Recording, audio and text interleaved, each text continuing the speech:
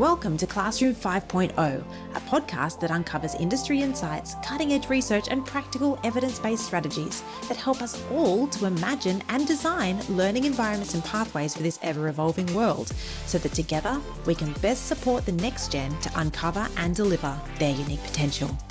This episode has been recorded from our hometown of Port Macquarie, which we're grateful to share and enjoy alongside the traditional owners of Beer Pie Country, whose ongoing cultures and connections to lands and waters we celebrate, and whose elders, past, present and emerging, we pay our respect to. Welcome to today's episode. I'm your host, Marianne Power, psychologist and co-founder at the Posify Group. And today I'm joined by Catalina Lopera, who spends her days talking about toilets. And that's no word of a lie. Kat is the Global Wellbeing Director for one of our favorite social enterprises, Who Gives a Crap. Now, Who Gives a Crap was founded and has the mission to make sure that every person on the planet has access to a toilet and clean water by 2050. Here's some fun facts, or not so fun facts, that you possibly don't know. 2.3 billion people across the world don't have access to a toilet. At least they were the stats when Who Gives a Crap was founded. And that's roughly 40% of the global population.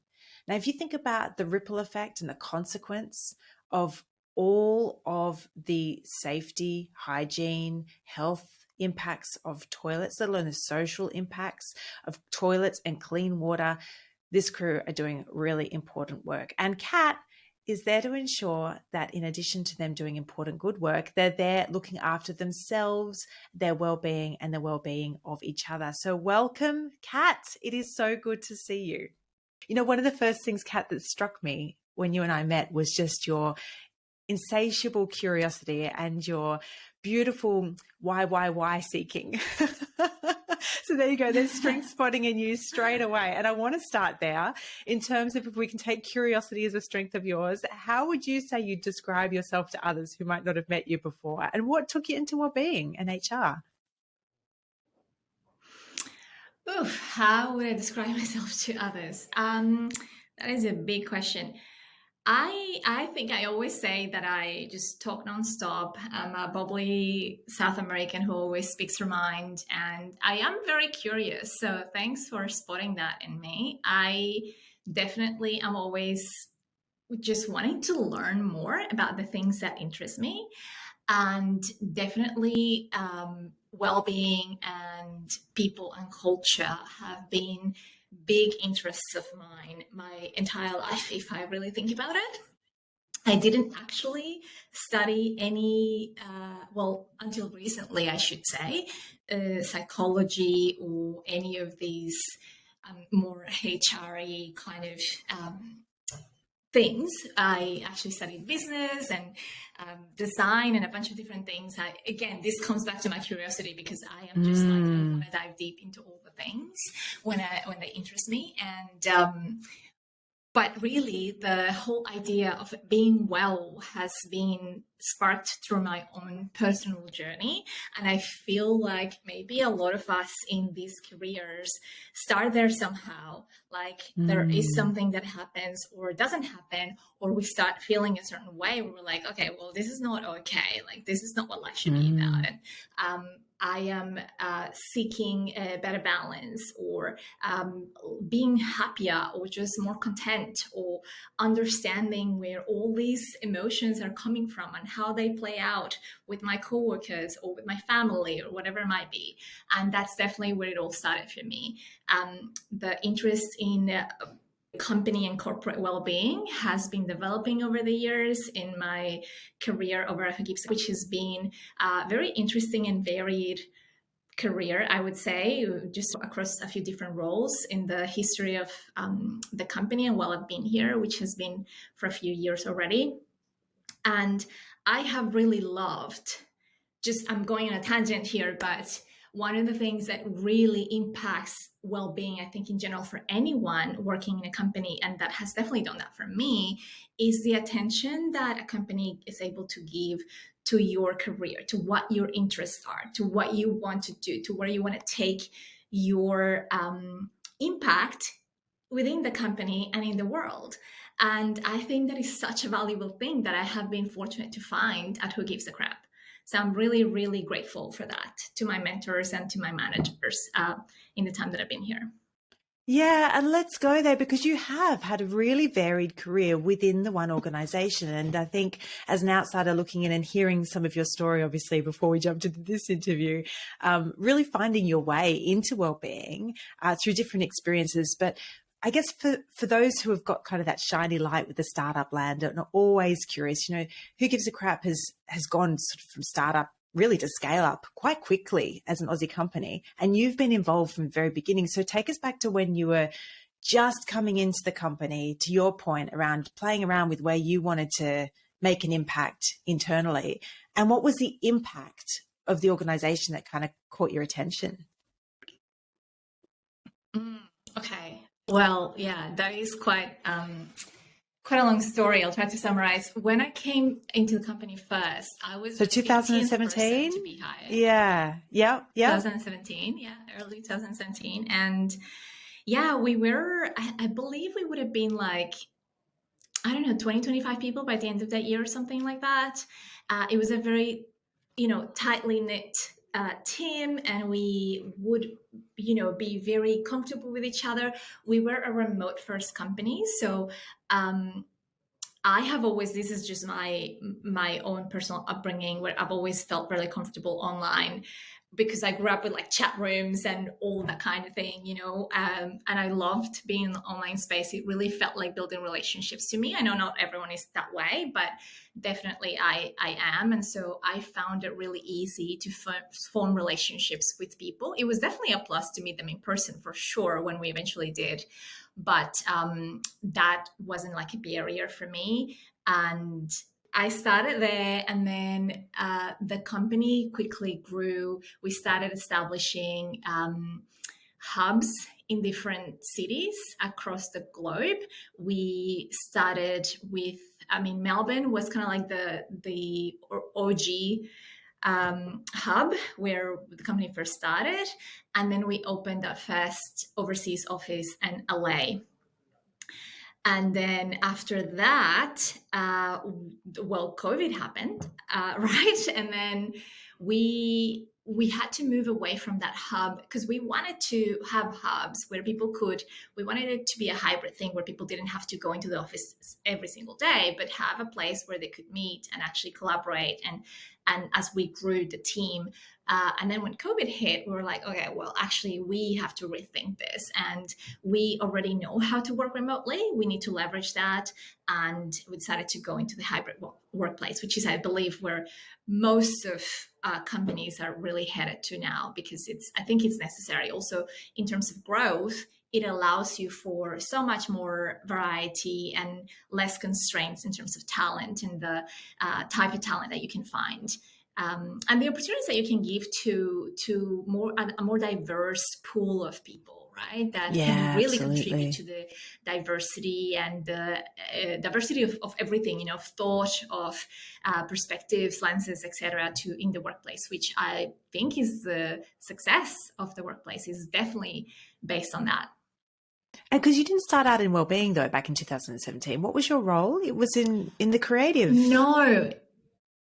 Yes, it was in the creative team. I studied, as I was saying earlier, business, project management, and finance. Feels like forever ago.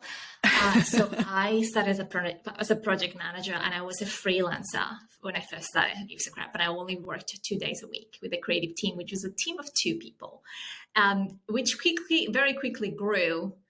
Yeah, it very quickly grew.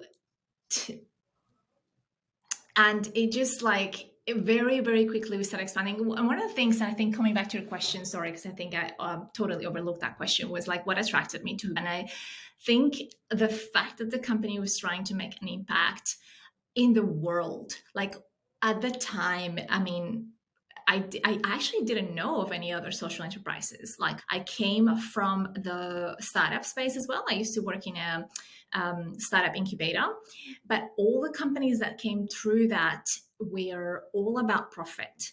and all about selling and kind of like pushing more products onto the market that weren't really needed.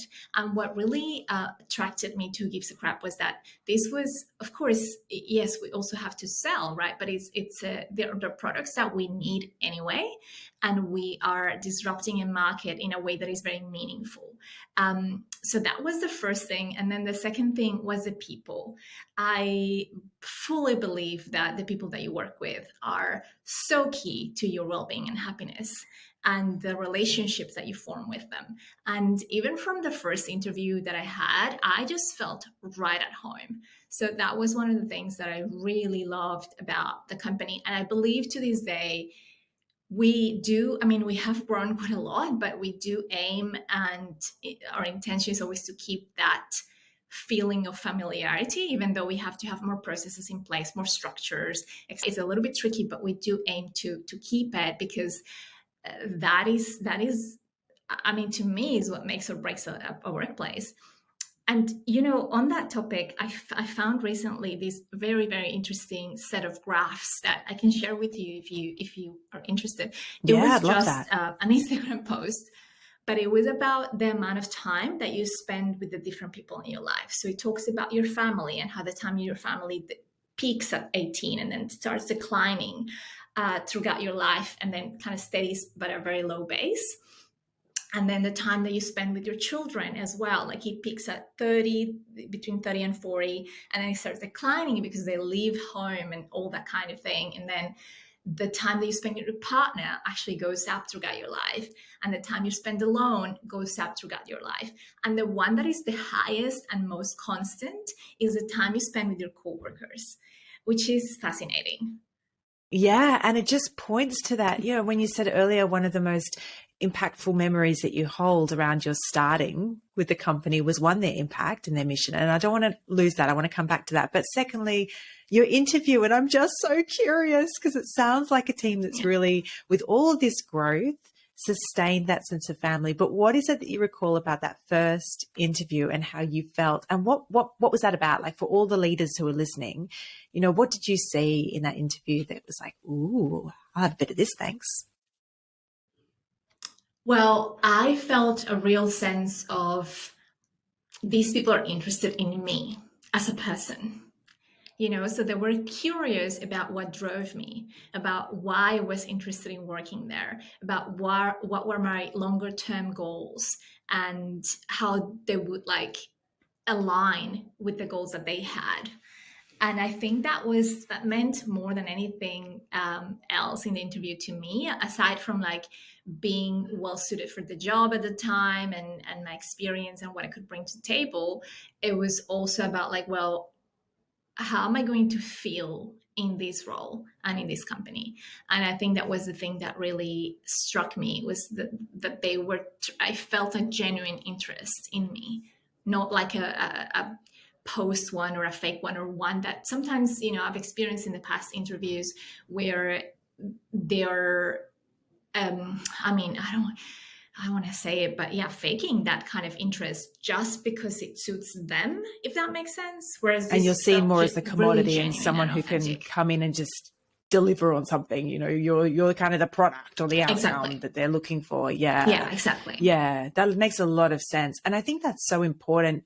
It's such a great lesson to take from the startup community as well to organizations outside, in the sense of thinking about this real problem that we've got with talent, finding good talent, is if you get to know a person in the early phases and understand what really drives them, what their goals are in the short, medium and long term, then you've got that space to look at transferability of skills and, like you did, move across different sections and contribute your different strengths as the company grows or changes. Absolutely. It's a huge exactly piece. What has allowed me. Yeah, that's what has allowed me to actually build the career that I have, because the company has kept on paying attention to those, as you said, transferable skills and my interests and my longer term goals. And it has actually been great at spotting. And this, I think, has had a lot to do with my my managers, as I was saying, my mentors within the company, of like spotting what were my strengths and where could they be suited to what the company goals were in the medium to long term, and having those conversations and keeping those communication channels very open. So I think both from both ends as well, because I want to say too, like it, it's up to you too, as someone who is a part of the company, to drive those conversations. Like you cannot be expected, I think, or at least I believe so, for the company to always, like, of course, yeah, it's from both ends, like the company has to ask and give the space for those conversations to happen. But if you don't have any clarity, if you're not if you're not in the know of like what the company's goals are and how do they align with your personal goals, and give yourself space for reflection, then it's also very hard for the company to support you, right? Mm. How do you go on that with your people? What would you say the percentages are of your people who are really clear on who they are as humans, what their values are, what drives them, what excites them, what irritates them? I don't want to throw your people in the mix here either and get them into trouble.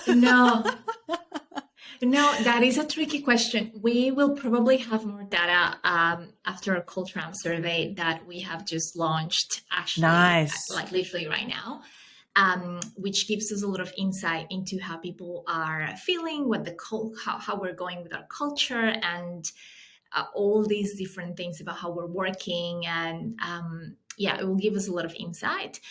I don't think I would be able to answer that question accurately, but I do believe that because we're a purpose-driven organization, a lot of people within, if I had to throw a percentage out there, just as a guess, honestly, don't quote me on this, but 90% of people feel pretty aligned with their goals. I might be I don't think I'm completely wrong on that, but this is more like a felt sense of like from the conversations that I have, the relationships that I've built with the people in the company. Most people do feel pretty aligned. And the good thing again about our company is that if you are willing to have those conversations about what interests you, there's always a door open to having those conversations, as opposed to being like, oh no, well we hired you for this thing, and if you can't do it, then you're not, I don't think that's something that we do or would ever do.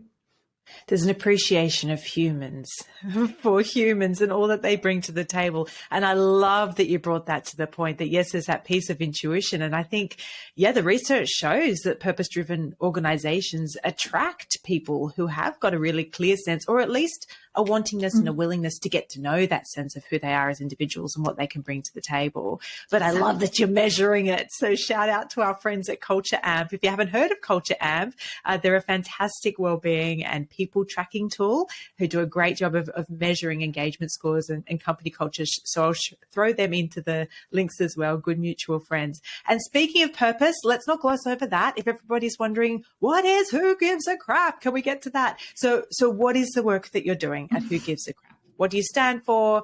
How do you do that? What's the impact? So as you mentioned earlier, our big, hairy, audacious goal is to get everyone in the world to have toilet and access to clean water by 2050. And yes, that is indeed a big, hairy, audacious goal. And that's why we're all here in this company working towards that. How we do that is through a vision that we have that we call Gigantic Crap. I love which is our 5-year vision. You need a lot of toilet paper for Gigantic Crap. Yes, you do. Never in my life I would have thought I would be sick of seeing toilet paper and picking up toilet paper, and there's toilet paper everywhere in our office, which is pretty funny, just like samples and everything else. So we have our vision incorporates all kinds of what we're doing in the next 5 years to achieve that, and creating a family of brands and really having an impact in the world. That we call it good influence. So how do we drive good influence in the world? And that's one of the tenets of our company, and always it's something that we're always thinking of. And in addition to that, we have our values to support us. So I think one of the things with purpose, and really with any company, I would say, is having clear values that you can align with, that you can celebrate within the company, that everyone can find a way to identify with. And that is really something that I found is super important for us. It's a really big part of our culture. And for example, we have a big team in the Philippines, and one of our values is called Kembot, which is a Tagalog word that means I'm not, we have it as that it means like dancing while working. Like you work hard, but you also enjoy it and you dance with it. And I don't know the exact meaning, but that's how we have incorporated into our values. And I love that. It speaks so much about how we want to create that inclusive workplace and also having fun while we do that, while we work. That's beautiful. Hey there, I wanted to tell you about an exciting and innovative solution we've been designing to help solve this problem of how we best prepare the next gen for an ever-evolving world and future workforce that's going to demand a whole new set of skills and mindsets in order for them to thrive. The Posify Academy is Australia's first student-led, evidence-based and curriculum-aligned wellbeing and career development platform, helping young people aged 10 to 14 uncover and deliver their unique potential. It's the first of a trilogy series that's helping young people move seamlessly and with confidence from education and into industry as they design a life and a career of impact. Teaching skills like communication, compassion, creativity, critical thinking, agility, curiosity, resilience, problem solving, all those human capability skills that we talk about here on this podcast, and connecting them with a sense of purpose. To learn more, you can visit them. Now, back to the show. And speaking of fun while you work and dancing while you work, that's sounding pretty attractive. I'm thinking of another section of our audience, our Gen Z listeners, who are always on the lookout for the hot new trends because they're all considering what's their next best step to take when it comes to careers from a well-being perspective, and I guess a people and culture lens through which you look. What would you say companies are starting to talk about now in terms of the future of work that maybe earlier emerging career people might be wanting to think about? The workplace landscape is definitely shifting. It has been doing so since COVID, right? But I think like at this point in time, we're seeing a different baseline emerge, if you want to call it that. It's like we're landing from all of that COVID mayhem and what it meant for well-being and the attention that it brought. And then we're landing onto like, okay, well, what's needed in the workplace and how do we couple that with well-being and with this new way of being in the world where everything is different, right? Like I think it's the way that we're working, the attention that we're paying to certain parts of our life, how we work is all changing. Definitely the prevalence of the hybrid workplace, how much time we're spending alone, people who might be single or like young, like Jen said, people who might live on their own, who might be living on their own for the first time. The social skills that you then need to come together when you do come together, like all of these things I think are very important. And I think when we think about what skills are, things like soft skills that we don't always think about in terms of like a resume necessarily, or we haven't really in the past. I think that is coming through more and more. But things like, how do we connect socially with other people? How am I able to have hard conversations?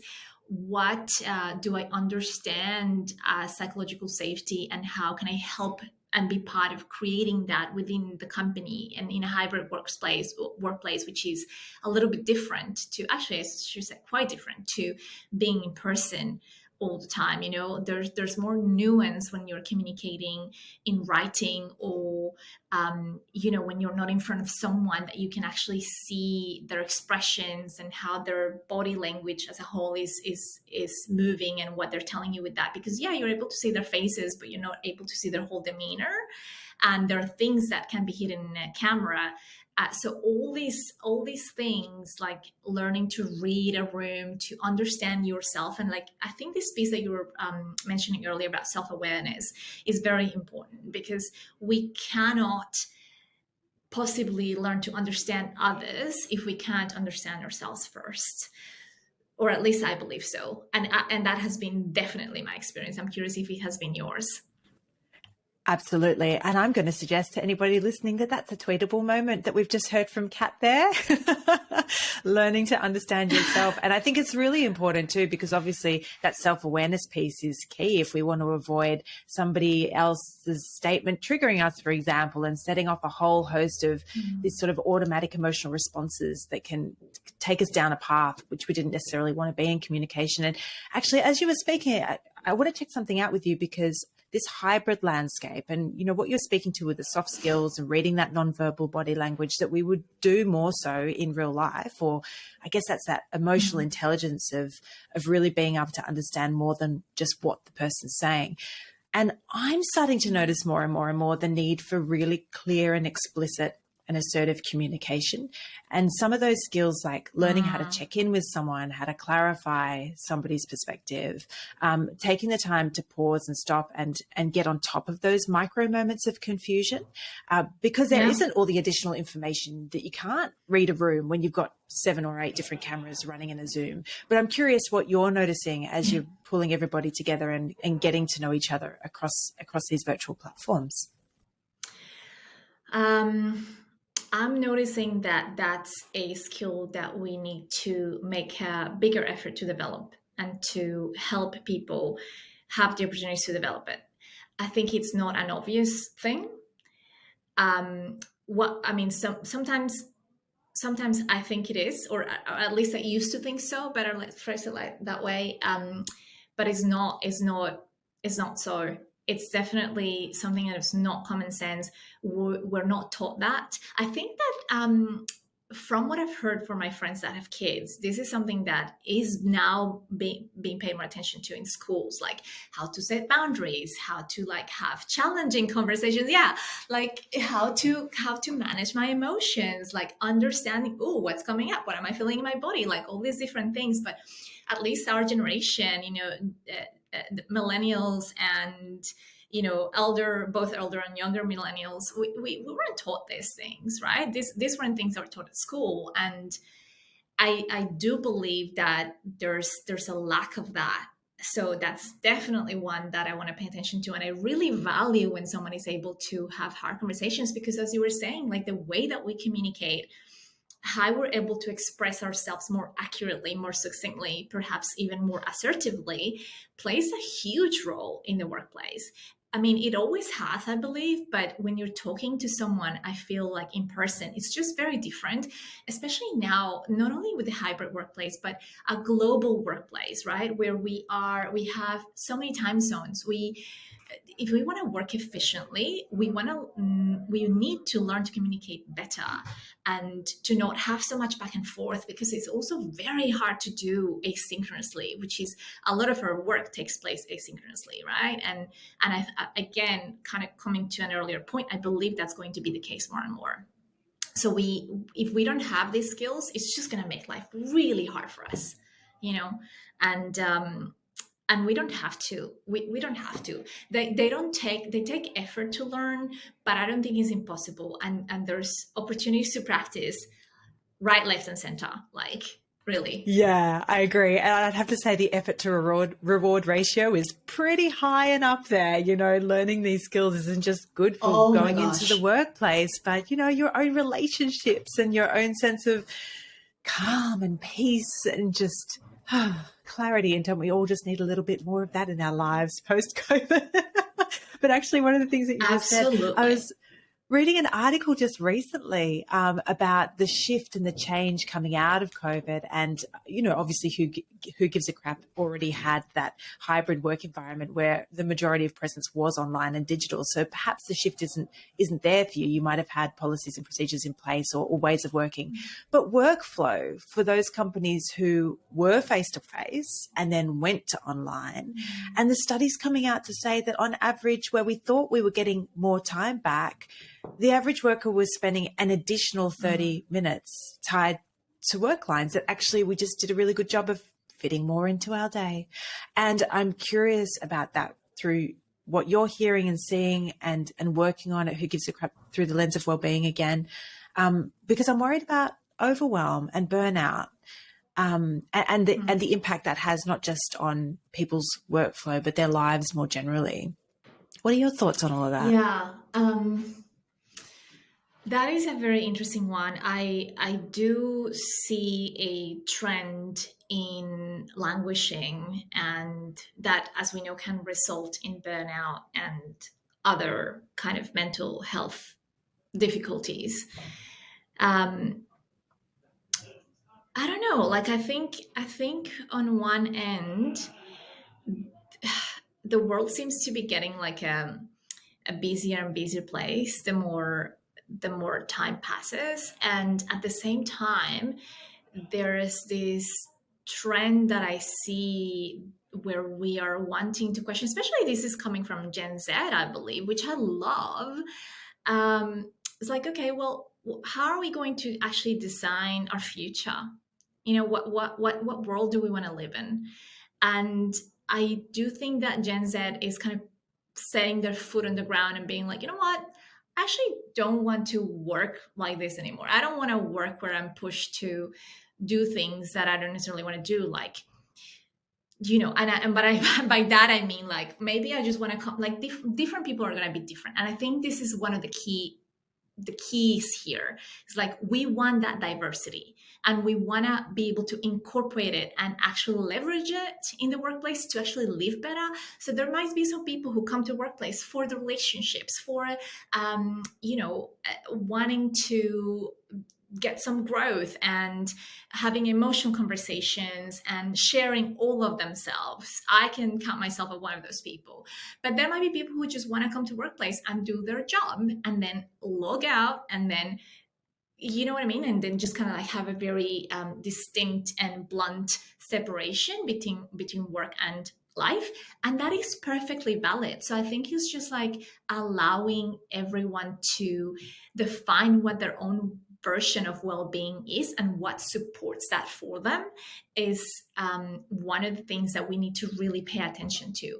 And Gen Z is really, for me, or at least from what I can see and I can read and understand from what's going on in the market, is that they're really setting the trend there for us in saying like, well, we're all different, we're all different. And I love that, because we have tended, I think, in the past to standardize so much of how we work. And yes, of course, to a degree, we have to have certain standards. That's fine. We kind of need that. Otherwise, we go crazy.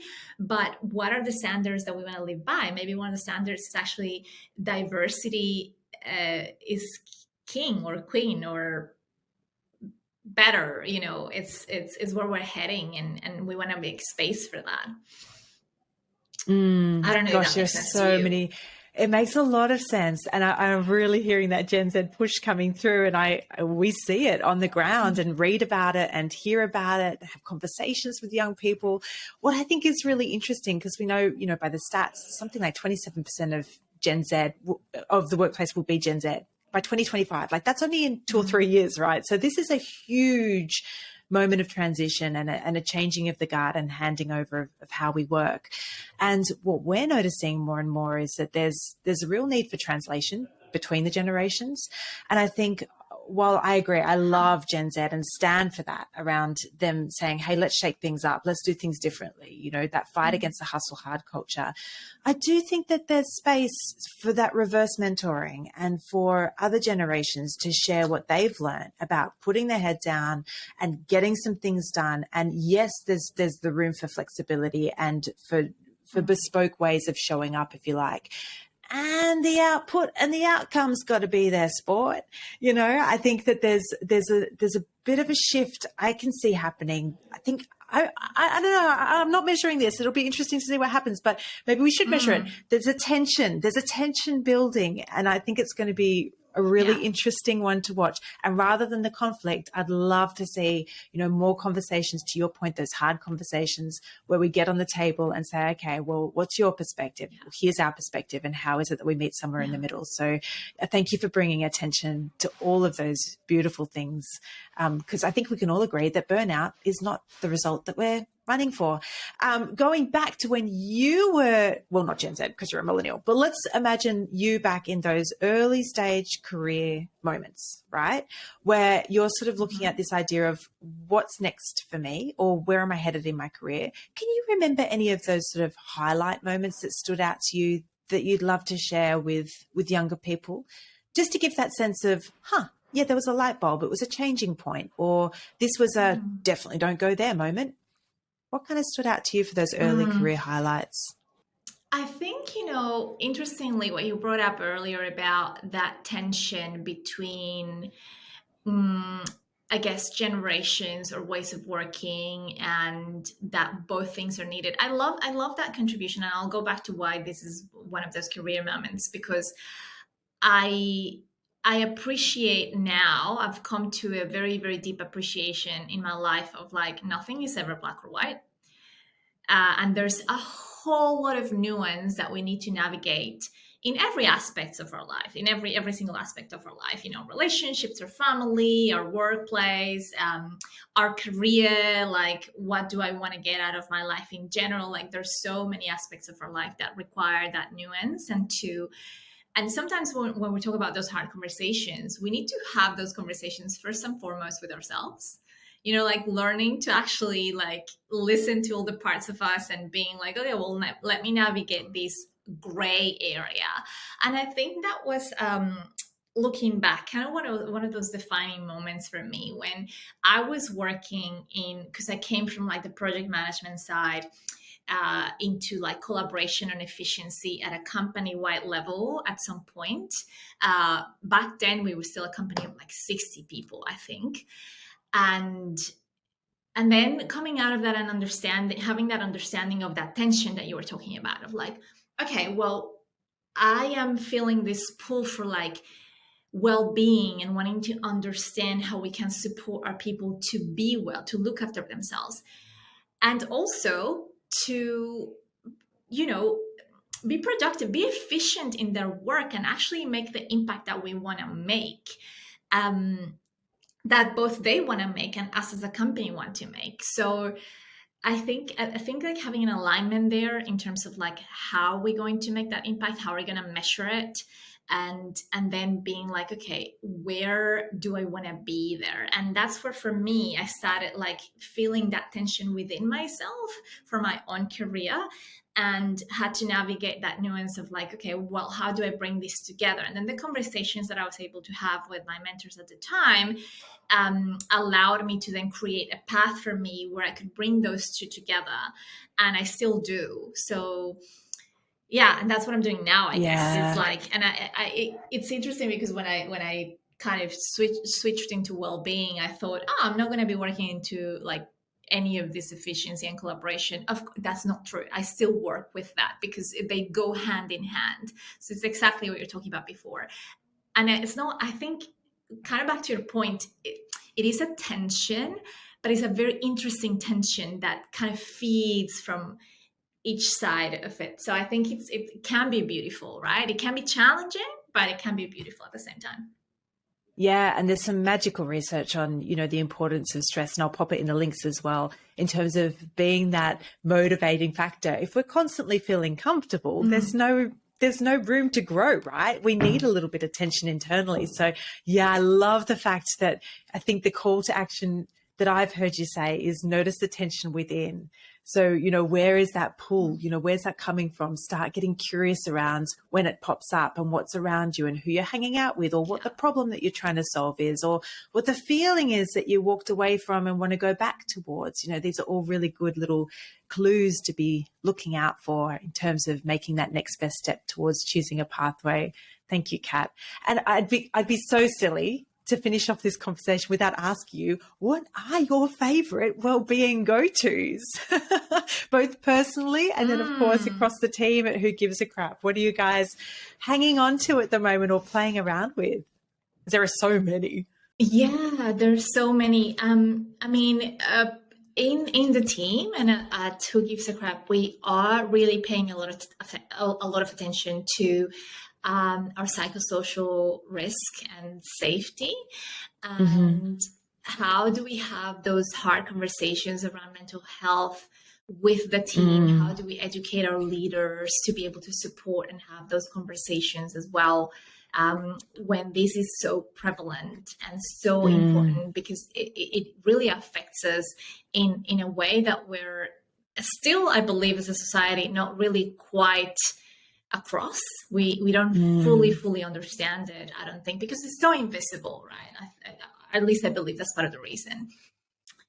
So that's something that we're really exploring very deeply, is like, how can we support, again, both our people and our leaders to better understand themselves at that level, the psychological level, which is, again, just something that I believe is fairly new in society. You know, we used to place so much attention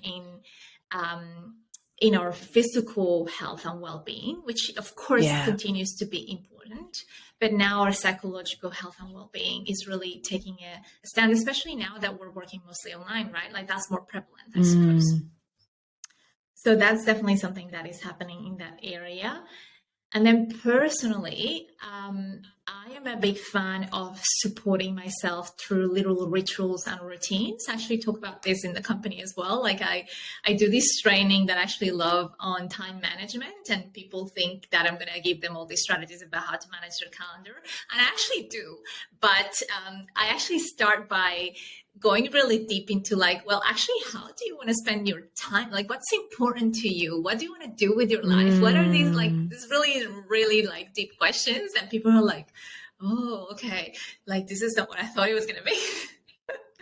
But like, I think we need to start there, right? Like we need to start with our own motivation. And that's why I'm such a big fan of like having your little rituals to connect with yourself. I have explored so many things, so I'm not going to even expand on this too much unless anyone wants me to, but I love breathwork, meditation, movement.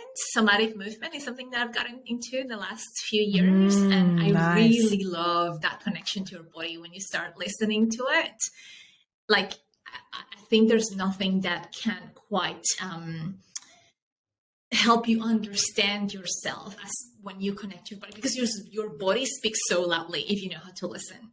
And being in tune with that allows you to navigate your life a lot better, I think, in my opinion. So those are my really my little well-being go-tos. Gosh, and I love that that's sort of bookmarked in my mind with that beautiful Philippine language that you spoke to earlier about bringing dance into work. And I've misquoted it. I'm sorry. I'm going to have to go back and have a look because, yeah, I think that's such a lovely segue. Thank you for sharing that. And I'm also very interested in this time management because our listeners are coming to understand that, yes, we've got Classroom 5.0 that has been our leading podcast, but actually in 2023, Messy Magic is on its way, where we're going to be talking all things neurodivergence. And of course, time management is one of those aspects that us neurodivergent folk do tend to have a few conversations around. So we might have to bring you back there, my friend, to share some of your hot tips on how to prioritize your time and find those little mini moments of meaning and joy. I love it.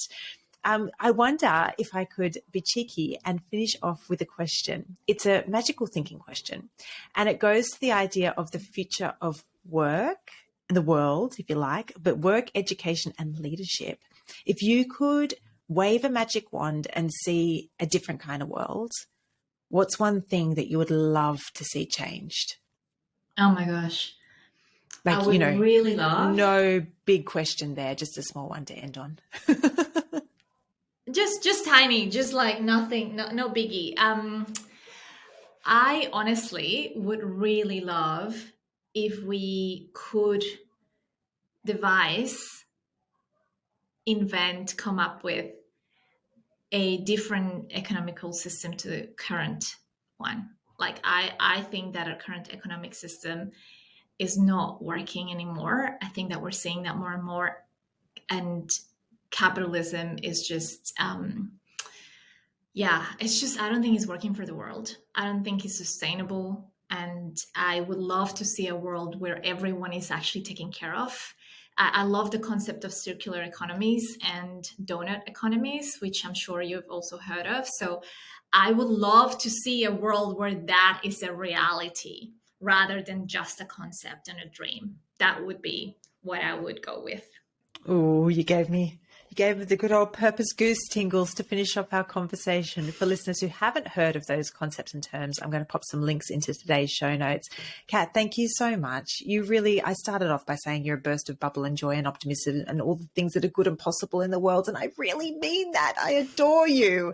So thank you for bringing that to our podcast, to our audience and to the listeners. And it's just been such a pleasure to spend this time with you. Where can our listeners find you and follow your work, or who gives a crap to learn more?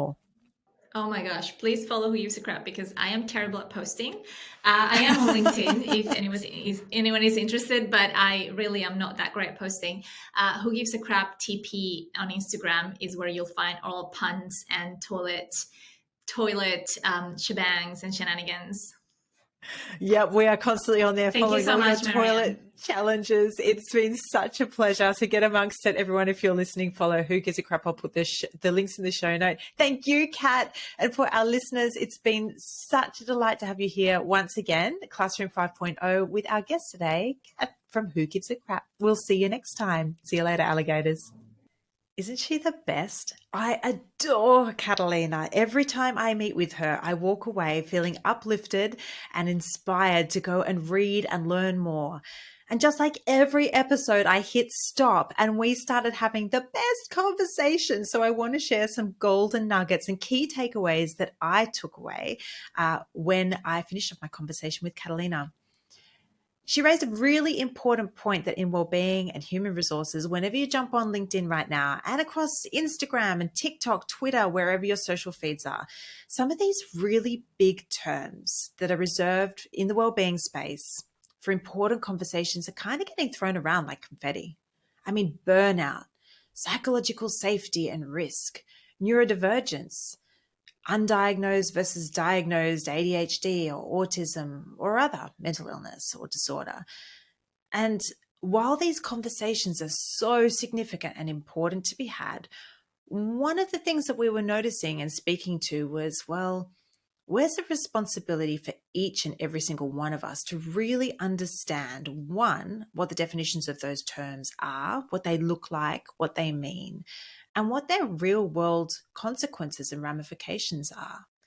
And then two, once we have an understanding of those terms, where's the responsibility within ourselves to, of course, bring attention to it and bring awareness to it, but to take responsibility for our own action within that.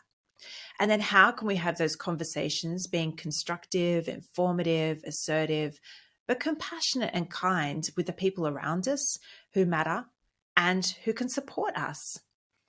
On the flip side, this is such an interesting point in time for leaders who are holding these conversations with their people, or for principals and teachers who are listening to the young people in their classrooms.